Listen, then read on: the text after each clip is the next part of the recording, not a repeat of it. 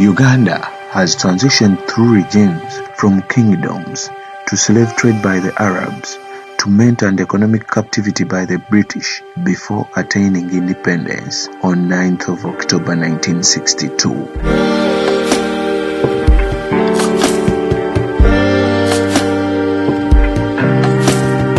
Independence was welcomed with joy, as many thought that getting leadership from a fellow countryman was an open gateway to freedom, equal distribution of wealth, improvement in standards of living, economic development, and political stability. This, however, was short, as the country's economy has seen many changes during this time, affected by periods of political instabilities, civil wars, fluctuation of global commodity prices, and various economic reforms.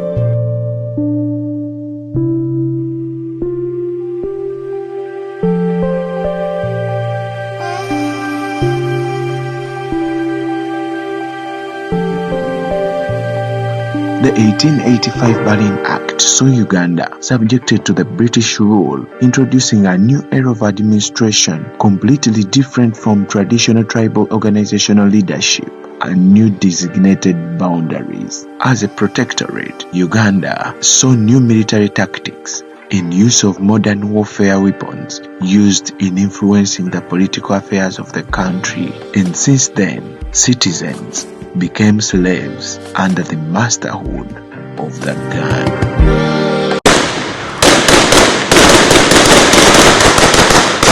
Struggles like Kabalega and Mwanga rebellions would not do much to change the status quo.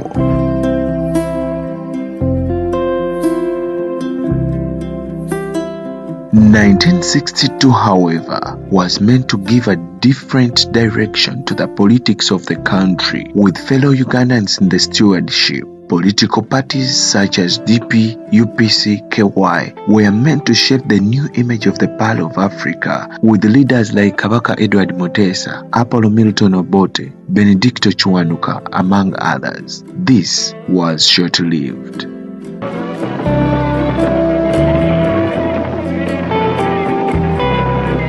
The 24th of May 1966 crisis saw the germination of the seed of the guns owned by the British when the Prime Minister, Obote, ordered an attack on the Rubiri to apprehend Uganda's first president, Kabaka Mutesa. The Kabaka managed to escape into exile, from where he succumbed in 1969. This was the beginning of Uganda's characterization of military kakistocracies subjected to Ugandans until today.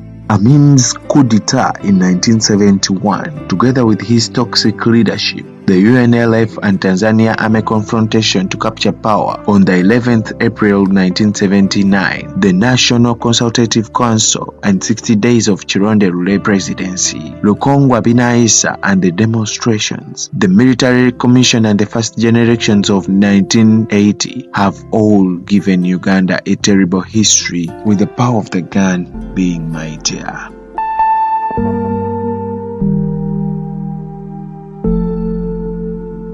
On the 6th February 1981, a 40-year-old Yoweri Museveni, together with youths from the university, took up arms and raided Kabamba barracks on the account of 1980 elections not being free and fair.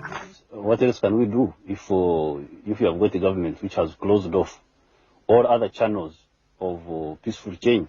What else could we do except to surrender, to resign ourselves to slavery? And we couldn't do that. As long as the people were willing, because this is their own war. The people are actually the ones who urged us on to fight. The 5-year-long guerrilla war left over 0.8 million Ugandans dead.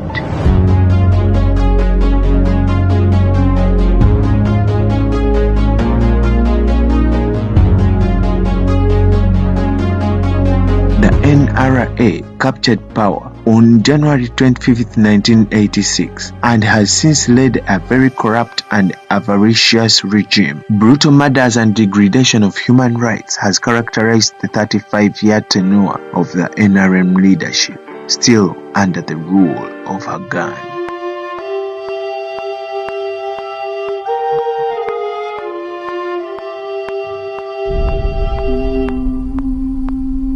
The promise by President Museveni of leading until 1990 was shattered with the promise of first making the 1995 Constitution, which was also shattered by the promise of organizing the men in uniform until 2000. After 75, the vigor, I think there's some scientific idea there that maybe the vigor is not as much after 75 years. So that one I wouldn't quarrel with some. I know there are some leaders who have been leading even beyond 75, but I think if you want very active leaders, it's good to have the ones below 75. So are you saying you wouldn't go beyond 75 yourself, sir? 2006, 2011, and 2016 general elections have all been marred with malpractice and unfairness to the opposition, and Museveni has always been declared the winner, even when there has always been substantive evidence that Dr. Besigye has won at least 2 of these encounters.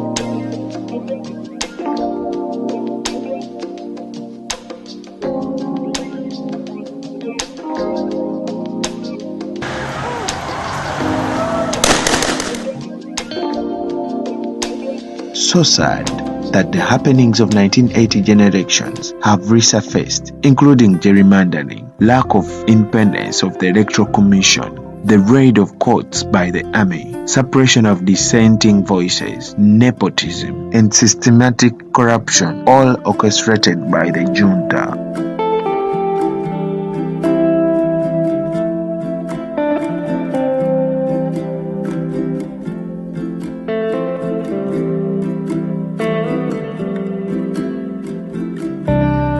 All that took Museveni and the group to the bush to fight against have eaten up the regime to the core. Bush war heroes became villains, grabbing land, embezzling government funds, consolidating their staying power using the National Security Forces. The constitution that themselves created in 1995 has been continuously raped to satisfy their selfish power-hungry motives. The term limits were scrapped in 2005 and the age limit eliminated in 2017 thanks to the fists and blows by the Presidential Protective Army to the members of parliament within the plenary.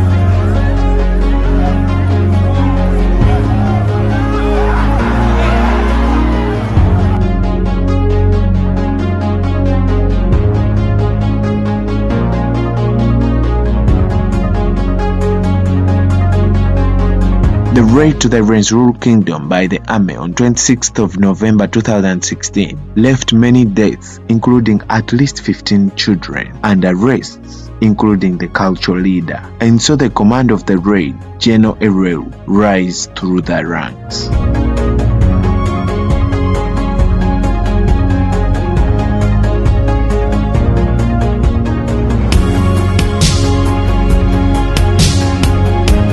Human rights abuse in the regime need no highlighting, with the introduction of the infamous torture chambers known as safe houses, including Alfenya among others. Police and soldiers beat and detained journalists for doing their work. 33 people, including 6 parliamentarians, arrested during a by-election in Arua, faced treason charges and torture by security forces, who later were praised by the president himself, terming the torture as a proper beating. There was a fracas in West Nile where our young friend Bobby Wine was tried to fight with security people. I think they beat him a bit.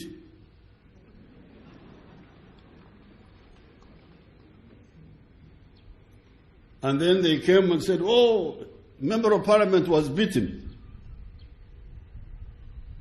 Where I said, okay, let me study how he was beaten. Now, when I studied, I found the man had been beaten properly in the right way.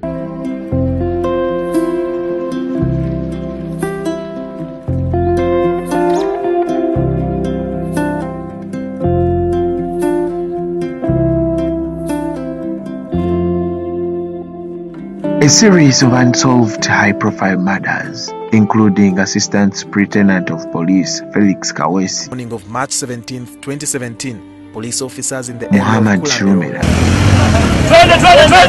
He gained a reputation for having a no-tolerance policy towards criminals in all areas he was posted. When you speak, you die. When you keep quiet, you die. Better speak and die when the message has reached the people. Ibrahim Abiriga, Major Muhammad Chigundu. Earlier on in this place in Masanafu, it's where the murder of Sheikh Muhammad Chigundu plus his bodyguard only were able to identify as Sergeant Mukasa were murdered. Right now, police investigators are trying to do some of the final examinations of the scene to try to ascertain a few things. Joan Kagezi, Professor Dan Mudu, Lieutenant Michael Shalita, Major General James Kazini, and a long list of Muslim clerics should remind you of the mighty power of the gun I've been talking about.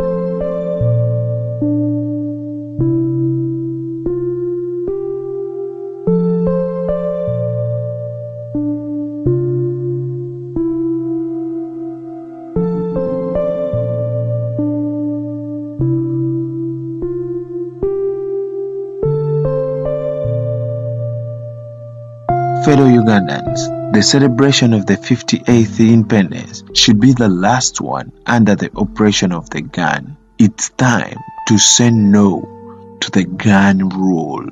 It's time to take up the power. We, the people, if we come together, our power is far stronger than the people in power.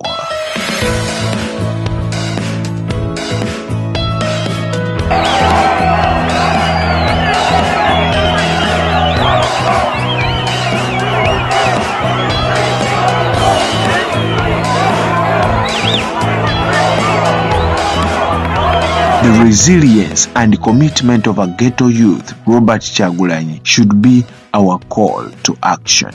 We've lost many patriots in the struggle, and this should be our driving force to continue fighting to save ourselves from the rule of the gun.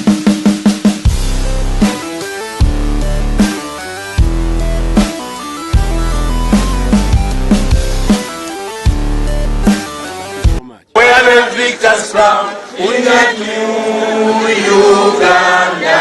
People power. Our power. Our power. People power. People power. Our power. Our power. People power. Brothers and sisters in the diaspora, you must remember why you're not able to enjoy the beauty of your country. Look at yourself and remember that where you are is not where you're supposed to be. But because of the situation home, you paid your money to a certain company to bring you into slavery. Banafe bili abili mugumu katonda atusindika Robert Kyagulanyi ye answer kyekyo kuddamu lye suubiri affe bili abili mugumu gwe tusubira okuza amefuga gaffe ag'omulundi ogusooka si okuza mundi amazalibwa agamundi 5 nga tukyakaaba nga tuli ku mawanga tukolera nga tetulina atuyamba. Bannange bili abili mugumu Robert Kyagulanyi lye suubiri affe gemaanyi gaffe gwe tutunuulidde okulaba ng'ensi yaffe enunulwa mu buwambe. Therefore remember that it's your obligation to change the status quo by doing all that's within your means.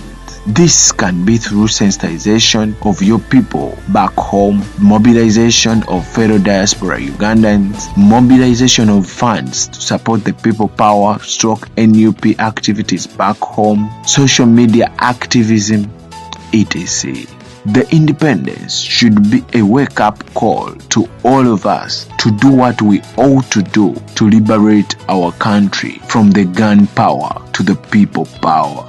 Remember, we don't have any spare country, and people power is our power. For God and my country.